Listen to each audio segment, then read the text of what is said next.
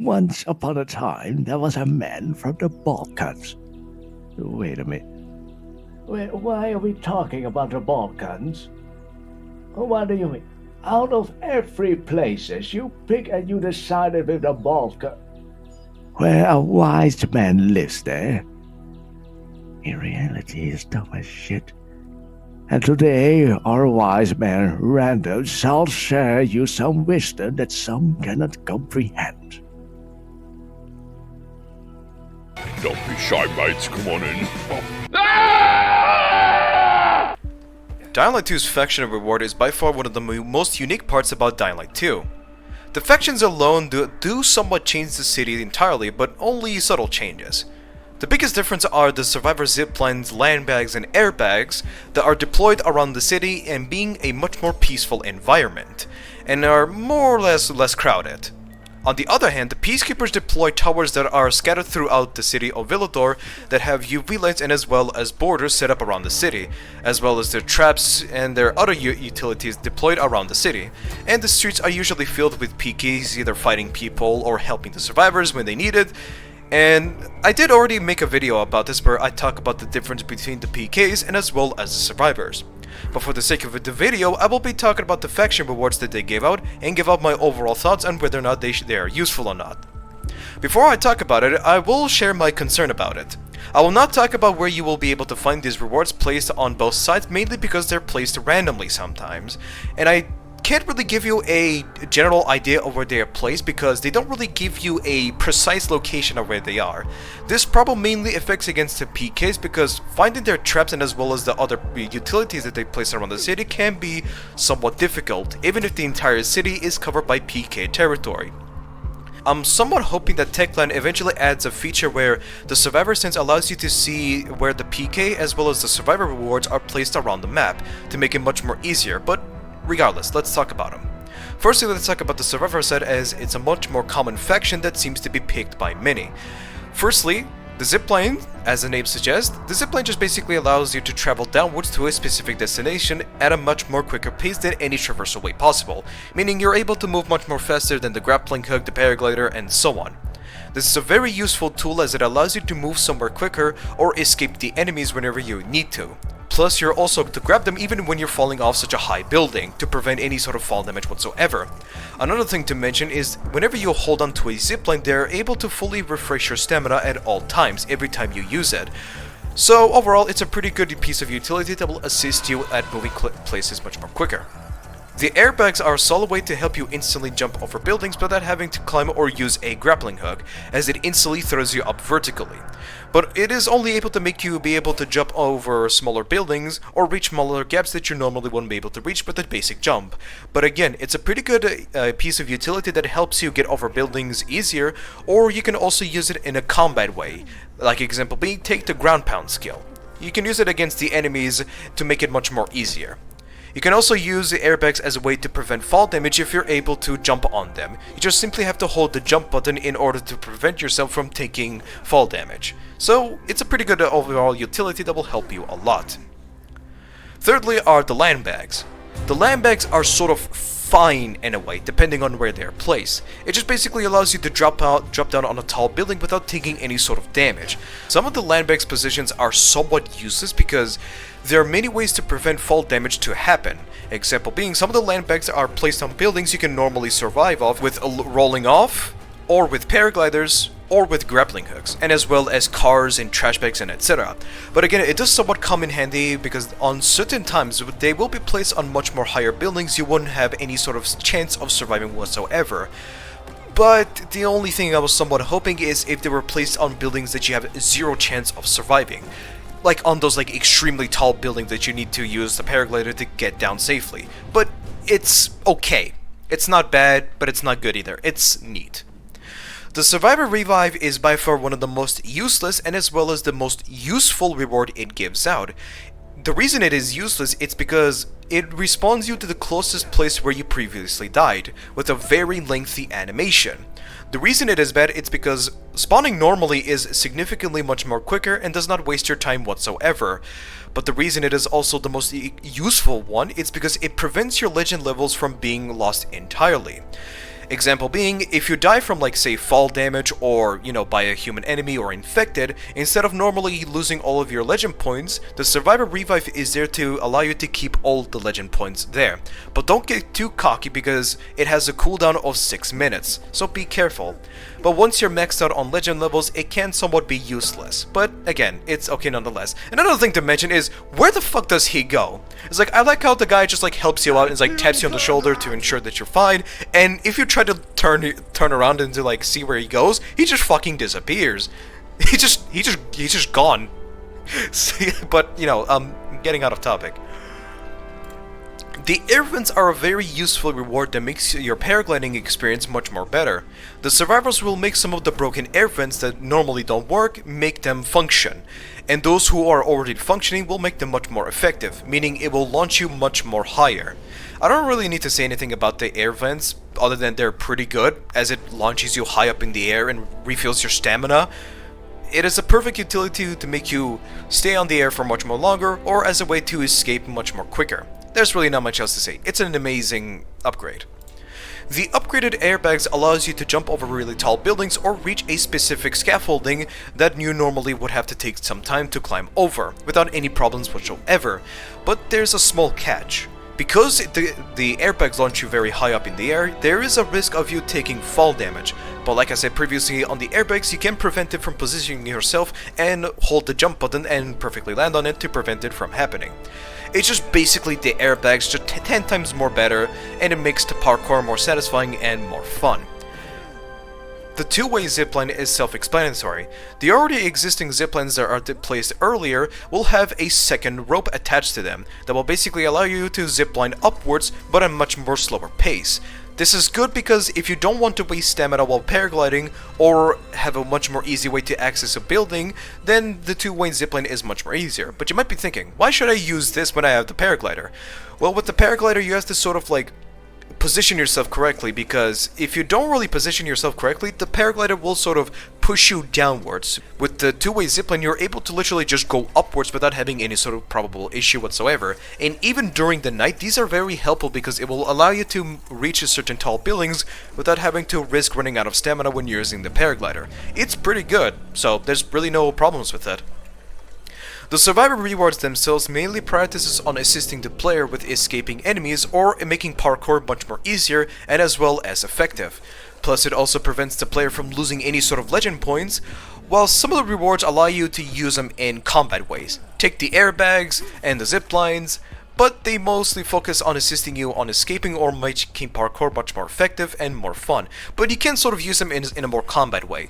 Like I said, the airbags and the ziplines can combine well with the ground pound skill, but again, be careful with where you use it because if you're high up in the air, then you're not probably gonna survive it. Now let's go onto the PK side.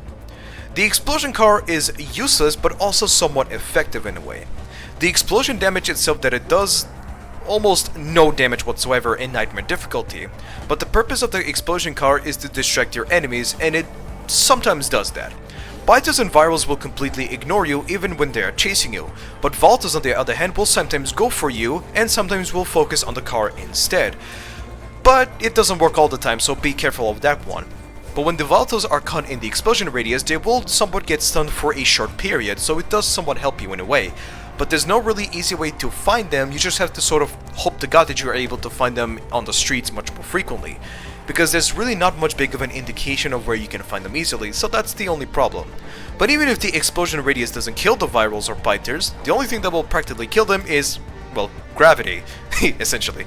So if you see them flying up in the air, they're pretty much just dead, so in short, the explosion car is a distraction focus type. Just don't stand too close to it because it will kill you instantly. The Razor Cannon is by far one of the most underrated and underutilized piece of utility from the PK side. Sure, it makes you stationary and standing still, but the huge selling point about the PK's Razor is its huge damage that it dishes out. You can two-shot Voltos in the head if you aim correctly, as well as one-shot half of the enemies, even on the body and as well as on the head. You can even kill demolishers and goons within less than 10 seconds because of its super high damage. But the only issue I can really say about it is you can turn in a 360 degree angle and you're standing still. So it can put you in a bit of a bad situation. But the good thing is, you can actually use your UV flashlight and UV bar to protect yourself, and trust me, when I say this damage is high, it is high. It will literally get rid of any volatile that is chasing you. So you can actually use this in a chase, just like drop down a UV flare and start blasting them, because it's so good, it deals so much damage. But finding them can be a little bit difficult. You'll mostly find them in like back of certain trucks and on some rooftops of certain buildings, and that's pretty much it. There's no indication. The electrical trap is also another piece of utility that focuses on distracting and stunning enemies. Despite dealing low damage to enemies, it is able to stun multiple enemies for a pretty good amount of time. Even against volatiles, you can practically stun them for a couple of seconds, giving you enough time to run away or do damage to them with either a weapon or, you know, with a gun, whatever your taste is. One big plus about them is if you're able to activate it early, you're able to jump over it without having to take any sort of damage. But be careful, even if you're standing on it for half a second, you will lose 90% of your health, so be careful. And another thing to note, even if the electrical trap is inside a corridor on like a small room, if you're able to jump high and wall run, you're able to sort of like just run over it essentially. Just make sure you jump high enough and run on the wall. And it will basically just allow you to instantly escape volatiles and anyone that is pursuing you. So it's a pretty good piece of utility that allows you to instantly escape the enemies or stun them, keeping them occupied for a short duration. The PK crossbow is, well, a crossbow that they hand out. I don't really need to say anything because the crossbow itself is an amazing weapon that deals heavy damage against every single enemy. It deals more damage than the guns and as well as the shotguns. Sometimes. The crossbow is a perfect weapon for eliminating enemies easily without having any sort of effort whatsoever. Plus you get multiple bolt ammo types so you can experiment with them. I did make a video on it, but overall it's a perfect weapon of destruction when you need it. And the ammo is much more significantly cheaper than the gun's bullets that you have to sort of earn. So, you know, they're not really that much big of an issue. The Molotov Lantern is by far one of the most useless faction rewards, and I am not kidding with this one. There will be a legit small cage that holds a Molotov cocktail on lanterns, and the only way to drop it is to hit them with a melee weapon or to shoot it down or throw it. There's no activation, you have to literally spend a throwable or ammo to literally drop it. The damage itself is laughably bad and it takes so much time to fall off, and it just gives the enemies enough time to literally catch up. And you might think, well, fire itself stuns the enemies, so what's the deal? Molotovs exist. Why use this when you can craft Molotovs and just use them? It's literally better that way. Just don't use this for the love of God. The same thing can be said about the Pendulum traps. It's literally useless entirely. It deals almost to no damage, but you might think, well, does it not stun the volatiles or virals? Well, smaller enemies, like human enemies, virals, biters, and spitters, they will get stunned by it. Like, they will get knocked over entirely. Excuse me. And you might think, well, that gives me enough time to hit them on the ground. Yes, you could, but if you get caught by that fucking thing, your head will literally get bashed and knock you on the ground for a brief period, and damage you. Although the damage itself is ignorable, the fact that it knocks you on the ground gets a big negative point for me. Volatiles will just ignore it entirely and literally just phase through it. Literally, they will just walk through it like it's nothing. Just, for the love of God, do not use this. It will mess you up more than it helps. The UV trap is by far one of the best pieces of utility for nighttime, as well as against chases. As the name suggests, it is a trap that lets out UV lights that stuns every single infected, except the big guys like goons and demolishers, for a solid amount of time.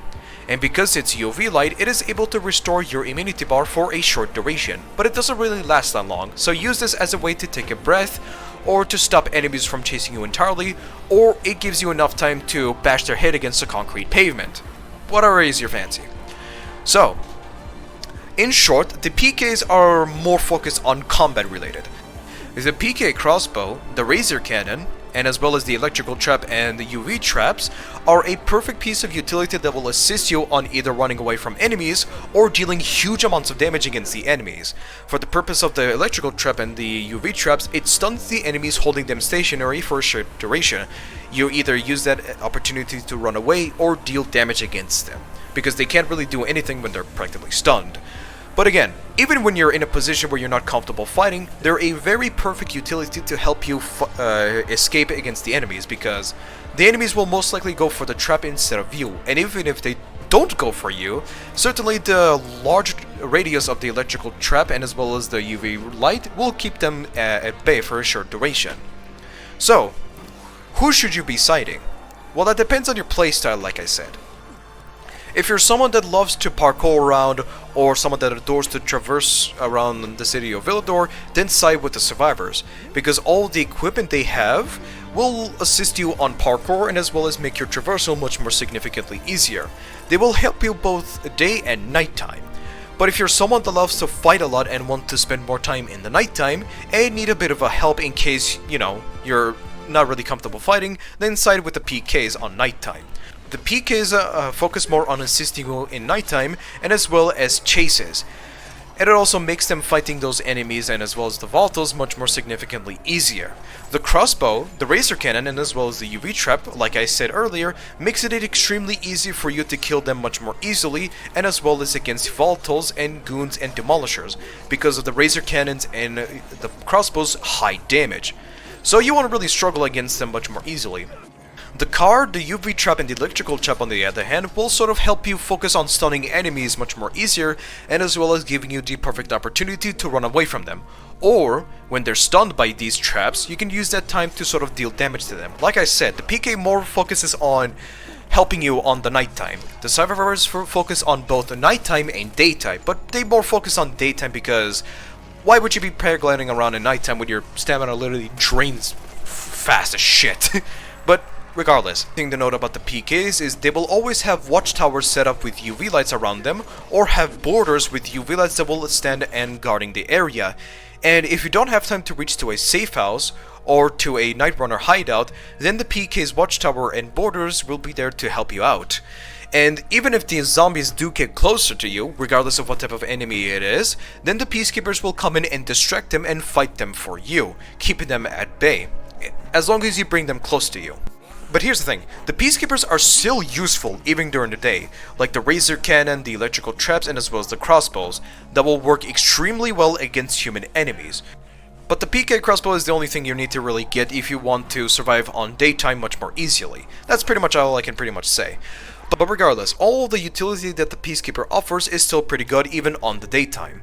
So, to keep it short, if you want more ways to traverse around Old Villador and make parkour more fun, side with the Peacekeepers. If you want to fight Voltos and other bigger enemies much more easily and comfortably, and last longer in chases, then side with the Peacekeepers. That is practically all I have to say. I hope this video makes it easier for you to decide on which faction you should rely on much more easily. And I don't really have anything else to say besides I'm going to go and drink some uranium with a mutated cat that I found at the back of a garbage can. So, goodbye, and have a very great day. Adios.